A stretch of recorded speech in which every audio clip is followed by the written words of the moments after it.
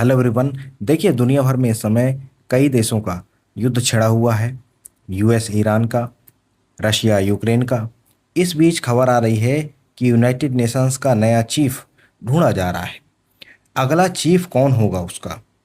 क्योंकि अभी के जो चीफ हैं एंटोनियो गुटेरेस, जो पुर्तगाल से हैं, उनका कार्यकाल दिसंबर 2026 में समाप्त हो जाएगा। तो 1 जनवरी 2027 से नया चीफ यूनाइटेड नेशंस को चाहिए। तो उसकी खोज अभी से शुरू हो गई है और उसका इलेक्शन किस तरीके से होता है वो हम इस वीडियो के अंदर डिस्कस करेंगे। देखिए, यूनाइटेड नेशंस 1945 में इस्टेब्लिश किया गया था, वर्ल्ड वॉर टू के जस्ट बाद। वर्ल्ड वॉर टू में जिस तरीके की तबाही हुई थी, उससे उबरने के लिए ऐसा माना गया कि एक बॉडी हो जहां पर सारे देश इकट्ठे आकर बैठें और इन सारी समस्याओं से निजात पाने के उपाय वहां पर ढूंढे जाएं। तो इसके कोर मिशंस में फॉर द टाइमिंग क्या है? पीस और सिक्योरिटी को एस्टेब्लिश करना, ह्यूमन राइट्स को अपहोल्ड करना, साथ ही साथ एसडीजी जो गोल्स हैं जिनको अचीव करना है 2030 तक, उन पर काम करना। 193 मेंबर्स हैं इस समय यूनाइटेड नेशंस में।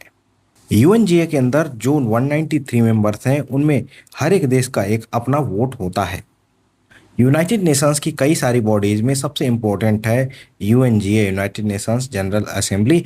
यूनाइटेड नेशंस जनरल असेंबली का काम होता है पॉलिसी मेकिंग और साथ ही साथ रिप्रेजेंटेटिव ऑर्गन की तरह भी ये काम करता है। पार्लियामेंट ऑफ नेशंस कहते हैं इसको, वर्ल्ड पार्लियामेंट की तरह बोला जाता है क्योंकि सारे देशों का यहाँ पर रिप्रेजेंटेशन होता है। इसके फंक्शंस की बात करें, कोई भी देश कोई रेजोल्यूशन लाता है तो उसको पास करना, बजट को हैंडल करना, साथ ही साथ इलेक्शन को कंडक्ट कराना होता है। यूएन के अंदर P5 है, यानी permanent 5। China, France, US, Russia and UK, ये P5 है जिनके पास वीटो की पावर है। वहीं दूसरी तरफ 10 नॉन परमानेंट मेंबर्स भी हैं इस समय, जिनका टर्म 2026 में एंड होने जा रहा है। डेनमार्क है, ग्रीस है, पाकिस्तान भी है इसमें, पनामा है एंड सोमालिया। 2027 में जिनका टर्म एंड होगा वो है Bahrain, Colombia, Congo, Latvia and Liberia.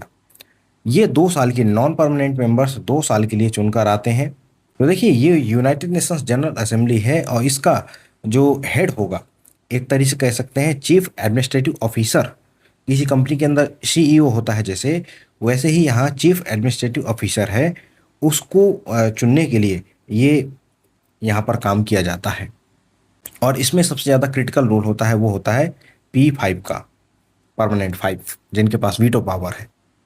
United Nations general assembly का जो सेक्रेटरी जनरल होता है उसका टर्म 5 ईयर्स के लिए होता है। लेकिन इसमें भी एक चीज़ है कि कोई भी सेक्रेटरी जनरल होगा वो लगातार 2 टर्म्स के लिए इलेक्ट किया जा सकता है, लगातार 2 टर्म तक सर्व कर सकता है। अब देखिए, अगर बात करें हम इलेक्शन प्रोसेस की, इलेक्शन किस तरीके से होता है सेक्रेटरी जनरल का। सबसे पहला स्टेप होता है नॉमिनेशन का। कोई भी कंट्री होगी वो अपना एक नॉमिनेशन भेजेगी, एक नाम भेजेगी। भारत की तरफ से अगर भेजना है तो भारत एक नाम भेजेगा। दूसरा स्टेप में जो सिक्योरिटी काउंसिल है P5+10, वहाँ पर स्ट्रॉ पोल्स होते हैं। स्ट्रॉ पोल्स मतलब एक अनौपचारिक और गुप्त मतदान होता है जहाँ पर सुरक्षा परिषद के सदस्यों के बीच उम्मीदवार जो कैंडिडेट है उसके समर्थन या असहमति का पता लगाया जाता है वहाँ पर। तो स्ट्रॉ पोल्स नहीं, सीक्रेट पोल्स होते हैं जो सिक्योरिटी काउंसिल के अंदर होते हैं। तो यहाँ पर ही मेन जो काम होता है वो यहीं पर हो जाता है। ये P5 जो वीटो पावर्स जिनके पास, वही इस नाम को सिलेक्ट कर लेते हैं। लेकिन एक चीज़ इसमें ध्यान देने वाली है कि ये जो 15 मेंबर्स हैं सिक्योरिटी काउंसिल के, यहाँ पर 9 मेंबर्स की सहमति होनी चाहिए उस नाम के लिए। अगर 9 मेंबर्स की सहमति नहीं है तो ये प्रोसेस फिर डिफ़िकल्ट हो जाता है उसको सिलेक्ट कर पाना। यह यूनाइटेड नेशंस के रूल्स में भी लिखा हुआ है।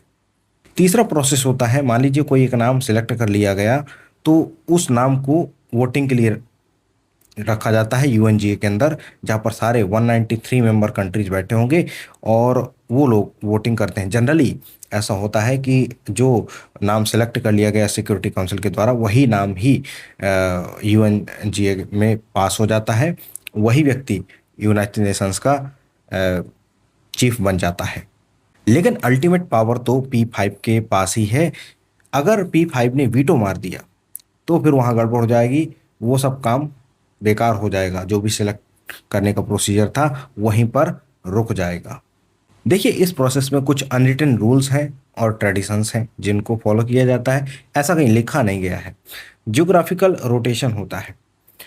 देखिए, 7 महाद्वीप हैं, तो 7 में रोटेट होता है इसका जो है कैंडिडेट। कभी इससे आएगा, कभी इससे आएगा, कभी इससे, कभी एशिया से, कभी यूरोप से। इस तरीके से रोटेट होता रहता है, किसी एक कॉन्टिनेंट का प्रभुत्व ना हो, इस बात का ध्यान रखा जाता है। साथ ही साथ जो P5 मेंबर कंट्रीज हैं वहाँ से इनका चुनाव नहीं होता है।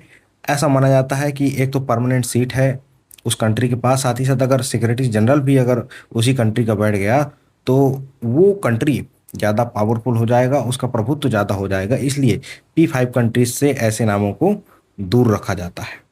एक फैक्ट की बात है कि आज तक यूएन के इतिहास में कोई भी महिला सेक्रेटरी जनरल नहीं बनी हुई है, ये इतिहास है।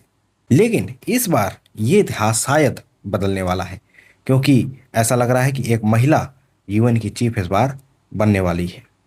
और देखिए, महिला इस बार यूएन की चीफ बन सकती है, इसकी उम्मीद पूरी है, इसलिए क्योंकि दुनिया भर के आउटलेट्स, न्यूज़ आउटलेट्स इसको कवर भी कर रहे हैं।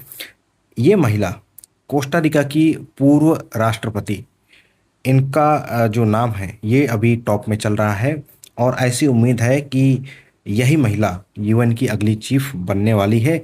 इंडियन न्यूज़पेपर्स भी इसको कवर कर रहे हैं। तो हम मान के चल रहे हैं कि इतिहास अब बदलने वाला है। तो इस वीडियो में इतना ही। नेक्स्ट वीडियो में हम मिलेंगे किसी और टॉपिक के साथ। अगर वीडियो से कुछ आपको जानने को, समझने को मिला हो तो चैनल को सब्सक्राइब जरूर कीजिए।